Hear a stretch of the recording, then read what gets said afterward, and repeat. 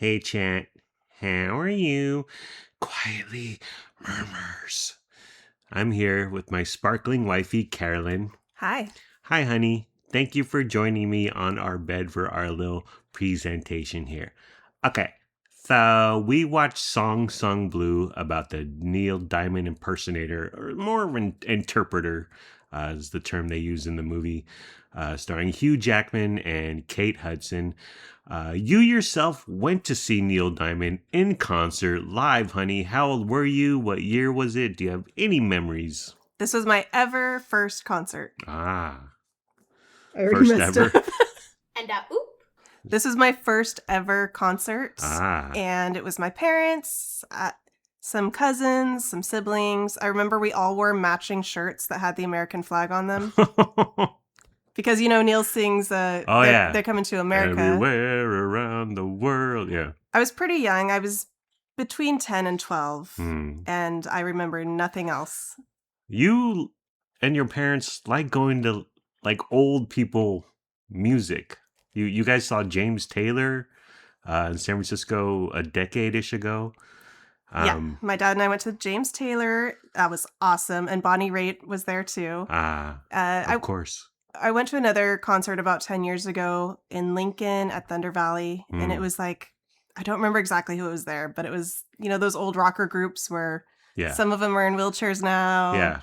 They don't really sing all the notes anymore because they can't quite hit it. Some members are dead. Yeah, someone's dead. Another guy is still fighting over publishing royalty, so he doesn't go on the tour. So they hire a young buck startup to take his place.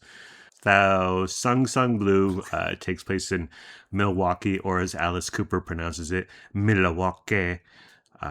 Hugh Jackman is the Neil Diamond interpreter, the male, and then Kate Hudson is his female partner, harmonizer. They go by the stage name Thunder and Lightning. Hugh's return to singing, honey. We remember him from The Greatest Showman. Multi-hyphenate talent. Maybe the most talented human on the planet. He sings, he dances. He can do comedy, drama. He's in the Marvel Cinematic Universe. He's handsome. He's charming. He's affable. I hate him. How did he hit the DNA lottery? I mean, seriously. Yeah, he's great. I'm so happy he's singing again. I love a Hugh Jackman musical. Yeah. And then he was married to Deb Furness for 27 years until he shacked up with that homewrecker, Sutton Foster. How do we feel about Sutton? How do we feel about Hugh, honey? I love them individually, but I'm not really happy with how they got together. You haven't moved on yet from Deb Furness. Nepo baby, Kate Hudson, daughter to Goldie Hawn and Kurt Russell. Let's get to what's really important, honey. Is Kate Hudson pretty? Your hot take, please. Of course she's pretty. Yeah. In this movie, they didn't make her less pretty, but she looked kind of just like a mom from the 90s. Yeah. Like she looked more like someone you might see in the neighborhood. Yeah. More of a normal human prettiness. Yeah, she can be pretty, but then sometimes I'm like, beauty's in the eye of the beholder, as they say. So the opening scene, he's at, well, I don't want to give it away. I'm not going to give it away, guys. No spoiler, no spoiler. You know what, guys? Mute your YouTubes, and then I'll give the spoiler, and then when I wave at the screen, that means you can unmute it, okay? The lengths some of these YouTubers go to, it's just a movie. Simmer down, it's just a scene, it's just a plot point. The opening scene, it's building up to a punchline. I'm like, okay, I can see they're going somewhere with this. And again, I don't want to spoil it. I'm not going to give it away. But when they hit the punchline, when they drop the joke, I was like, oh, this is good stuff. This is fun. You laughed out loud a lot. Yeah. In the first half of this movie. Yeah. And lots of dancing, lots of celebrity impersonators. I was like, I'm in heaven. I'm loving this. Hugh Jack and Tidy Whities. He's a hairy man, honey. Are you in favor of this? Yeah. Early in the movie, about 25 minutes in, Hugh and Kate start singing together. Neil Diamond song, which I thought forever was titled "She's Got a Way She Moves Me, yeah, yeah." That's what I thought the chorus and the title was, but really, it goes she's got the way she moves me, cherry, cherry. That's the name of the song, Cherry, Cherry. Did you have any idea? No. I had zero clue, and I've been singing it wrong for 48 years. Oh dear. But so Hugh's singing, he's on the guitar. Kate Hudson, she's harmonizing, she's clapping, she's his hype man, and they're singing the Cherry Cherry song. I'm like, this is good stuff. There's talent on the screen. It's fun. I love covers. And they were grooving. Yeah, I love a movie where two people come together and they start singing together. Yeah. And it's like you get chills, you get goosebumps, and they sound so good. They found the magic. Yeah. I love that. This is a movie. This is some Hollywood cinema. It's a good time. And then the second half of the movie, they just turned the histrionics up to 11. Too much drama. I don't know. What did you think about the turn to the dark, honey? We both knew something was going to happen because in the first half, things were going way too well for these two characters. Oh, yeah. The rise and the fall. Yeah. Yeah, we knew something was coming. Something dramatic happens, and then it's a bit over the top from there till the end. Yeah. It's very dramatic. There's still some fun times here and there, but the overall like good time fun vibe of the beginning is not there any longer. Yeah. We kind of like trudged through to the end. I was happy when it was over. I was like, okay. Yeah. I'm doing this for you, Hugh. So there's a joke. So Neil Diamond has a song called Suleiman or something. Suleiman. And they joke about it in the movie about how to pronounce it. Okay, whatever. But and so the angle is that Hugh, this is Hugh's favorite song. Oh, you got your Sweet Caroline, but I want to sing Suleiman. And you're like, oh, okay, I get this. Okay, you're not a real fan if you don't know Suleiman, whatever. But it's too much. They mention Suleiman too much. They play Suleiman a couple times for several minutes, and you're like, what is going on here? I never heard of this song. I don't want to hear the song. It's not a hit. Play the hits. Why did they keep going back to that? It's the director's favorite song too, I guess. Craig Brewer. Yeah, they play it through in its entirety at one point.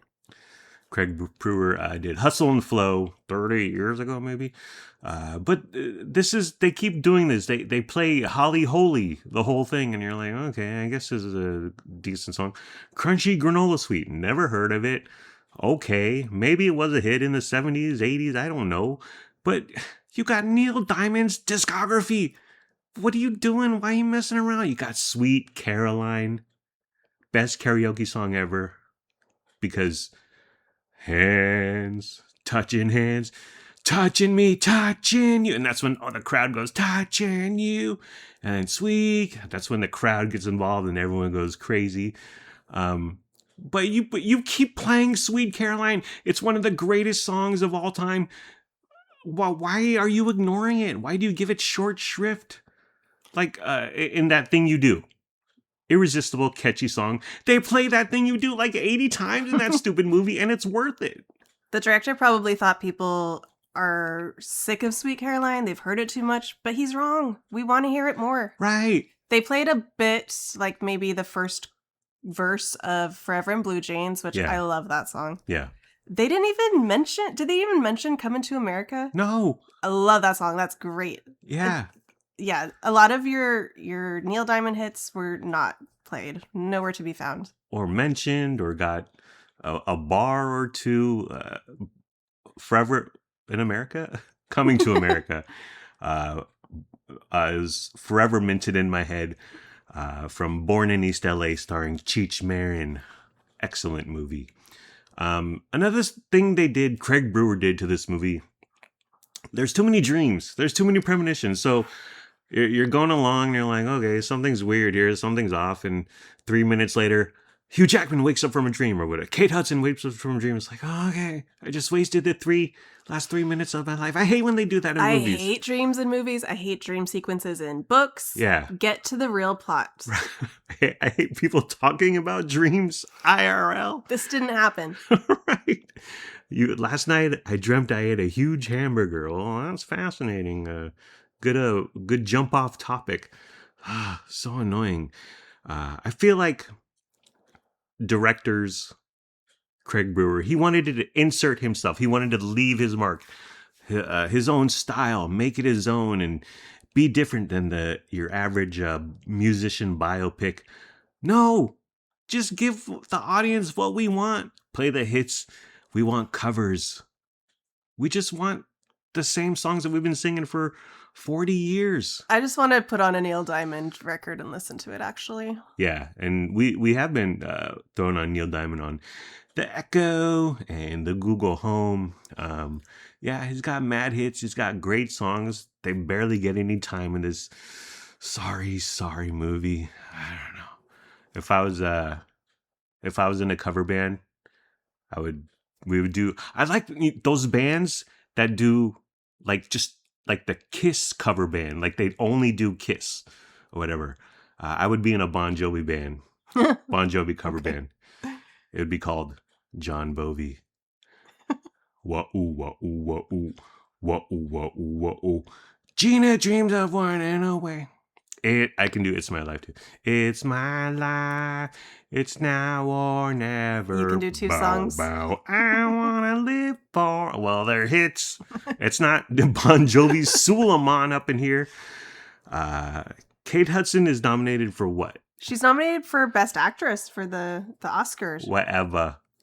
Yeah, that's totally just an out of the blue nomination. It's not her fault, but the script is terrible. You know what? This is not an Oscar caliber movie. Right. But I did like that. I feel like we get less of these kinds of movies these days. Yeah. It's just like kind of, it's not an indie, but it's not a big Marvel movie. It's just kind of like a mid-size movie about a random topic about some normal American people. It gets a few weeks in the theater, and then it goes straight to streaming. It should have gone straight to streaming from the jump, in my personal opinion. But it's still better than that complete unknown Timothy Chalamet, Bob Dylan crap fest from a year ago. Overall, honey, would you recommend it for people to check it out? Yeah, I think my parents might enjoy it. I'd recommend it to them. Well, I'll be in the same room when you recommend it. And I would say, no. I recommend it to everybody, actually. Don't waste your time. It's a good time. I'm glad we watched it. First half. Fun. Well, yeah. First half. Yeah. In the end, you're right. I'm glad we watch it. It's not Marvel. It's not some science fiction extravaganza. It's fine. Give Neil Diamond his flowers. Give him the recognition he deserves. Oh, he sang Barbra Streisand, "You don't give me flowers anymore." Neil Diamond, fun facts, honey. He wrote "I'm a Believer" by the Monkees. I could not believe that. Blew my mind away. What a great song. He said, "I'm a badada," and I saw her face. Yep. And then he went to record it himself, but it wasn't as big of a hit as it was with the Monkees. He also sang and wrote "Red Red Wine." That's crazy. I know. I was going through his discography, and I was like, "What?" And it sounds pretty much like UB40. UB40 threw the little reggae spin on it or whatever. But yeah, he wrote and sang that to be covered by UB40 in the 80s as a hit. And then he also sang "Girl, You'll Be a Woman Soon," covered by the band Urge Overkill for the fantastic Pulp Fiction soundtrack. The biggest takeaway, I don't know if I would recommend this movie. I guess, well, it's better than that Chris Pratt AI Justice Judge movie.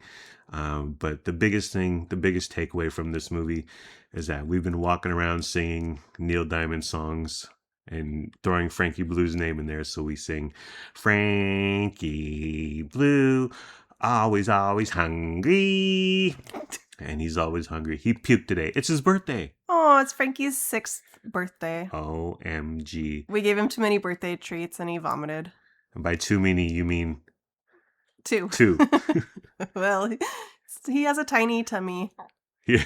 But is it really a good birthday if you're not vomiting by the end? Right. Well, you gave him one in the morning. He was fine. Yes. And then Len gave him one. Yeah, like 8 hours later. Yeah. Well, too soon, I guess. And then he started making he ran into our bedroom and started making weird noises. And we were like, you thought it was Len's TV. Well, yeah, it didn't sound like Frankie Blue. It was like, ow, ow. But then he comes out to the kitchen, uh, vomits on the carpet. The tile was right there, Frankie. It wasn't a ton, but then he just splayed out.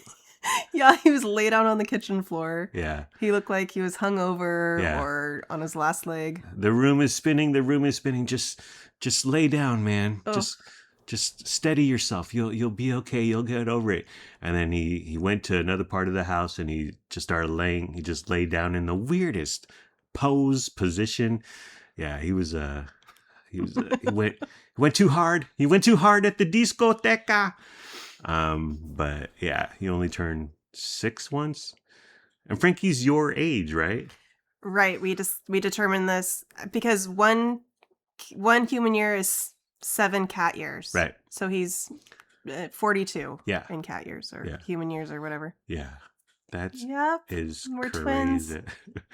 Yeah, but just a few minutes later, he was back to laying on the carpet and licking himself. Par for the course. That's the Frankie Blue we know and love. Other crap we've watched recently: The Cult Behind the Killer, the Andrea Yates story. This is from the big news story from 2001 about Andrea Yates, the mom who drowned her 5 young children in their bathtub.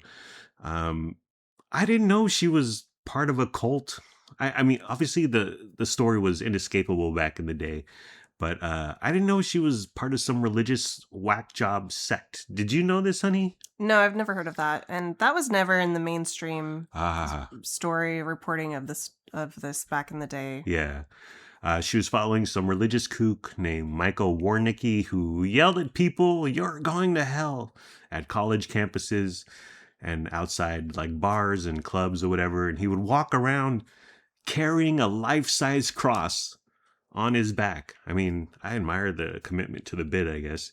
Unclear how many followers he had. Maybe a dozen, maybe 100. We don't know. They interviewed 2 other people. He sent them cassette tapes. It's an old school podcast, yo. And personalized letters he wrote. And he just got into Yates's head where she thought she was saving her kids from a world of sin by killing them, murdering them. It was sad. Warnicki's a crackpot. Andrea's husband, Rusty, seems well adjusted. Maybe a little too well adjusted. Yeah. I think he was culpable too. The way he spoke about her mental health issues was very strange. He kept talking about it like she had akin to the flu or a cold. Right. It was like, no, she's severely depressed. She has postpartum depression and possibly some other mental health issues going on. Yeah. And I know 20, 30 years ago, those topics weren't talked about as often. We didn't have as much knowledge as we do now. But even so, her doctors would talk to him about what was going on with her, and he seemed to disregard their advice. Yeah. They continued. They had another kid after her doctors told her not to. Right. Like, they already had 4 at that point. Yeah. So the husband, I don't like how he handled it. And he was in this a lot. A lot of him being interviewed with the camera, and we needed less of him. Something about him is strange. Yeah. He's a little too happy-go-lucky, a little too jolly. Smiling a lot. Yeah. Even when talking about the bad parts of the story. Yeah. And fun fact, case was thrown out after so she was found guilty, not by reason of insanity. Her lawyers couldn't pull it off. Went to jail. Case was thrown out, retried because a prosecution witness was like, yeah, she got this idea from a plot from an episode of Law and Order. And they were like, okay. And things went along. A couple years later, someone found out that never existed. I was like, what the? I didn't know that. I don't remember that. I never heard of that, or I can't remember it. But I thought that's madness. Yeah, that was a strange turn of events. So she got another trial. She was found guilty by reason of insanity. And she's currently committed at some psych ward somewhere in America. And then we also watched Kidnapped, Elizabeth Smart. Kidnapped, Elizabeth Smart. This is I searched Elizabeth Smart. There's a ton of TV shows and there's a ton of movies about her. She's fodder, I guess. She's a pretty gal. Um, and what'd you think about Kidnapped Elizabeth Smart, honey? I thought it was interesting. Yeah. There wasn't anything new or shocking. Yeah, but it did go deeper. Yes. Into it followed along to the topic more closely with another nut job. Her captors, and then it showed what was going on with the investigation or the search for her. Yeah. While she was missing. So it was interesting. It's only like 90 minutes long. Yeah. Which is good because it didn't need to be any longer. Yeah, the Yates is 3 episodes. I didn't know Elizabeth Smart was kept in a tent, or as someone called it in the TV show or movie, a teepee. But she was just a couple miles from home. She was in the cuts up in the mountains, like remote, but she was nearby for the majority of the time. Close enough that they walked down into town sometimes. Right. We're very close to where her house was. Yeah. Her neighborhood. Yeah, they would walk into town, and then once she got to familiar territory, she'd be like, "Oh yeah, I know where this is. I know that house. I know where I am." But the kook just had her twisted, and she was just afraid to seek help and yell out. Another thing I didn't know was that it's the freaking mom's fault. So the mom is somewhere in Utah, I think Salt Lake, yapping to some homeless, and this guy who eventually kidnapped Elizabeth, she's like, "Yeah, if you ever need any work, here's my husband's card. Come on by the house, and you can move some brush or something, or mow the lawn or whatever." And he came by and he did some work around the house for a few hours and he left. He never got paid. But that's the guy who kidnapped. So it's all the mom's fault. No, who decided to not participate in this documentary, by the way. It is not her fault. She's having homeless. Here's my address, Mr. Whack Job. Come on down. Okay. Here's my pretty daughter. She's guilty of giving a homeless man some work, but she's not guilty of her daughter getting kidnapped. How about put him through the vetting process or not, or going on Yelp and hiring a licensed and bonded contractor. Another thing I liked about this, 30 years post haste or 20 years or whatever it is, everything is dumb. In the moment, everything is dumb, you realize. But the dad was a suspect at one point, and you see all these body language analysis on CNN, and Andy Rooney, of all people, on Larry King saying, "Oh yeah, he's moving his hands. Look how he's moving his hands in this video. Oh, he's crying, but there's no tears. His crocodile." Like, what the hell? what is this? It's just, I guess it's just the vapid nature of, we have zero facts right now, so let's just go into loony territory. And I think for some reason we like to blame the people closest to the victim. Oh yeah, it's easy. Yeah. It gives us some sort of vindication, like, this person is supposed to be the one who loves her most, and they're the one that did it. Right.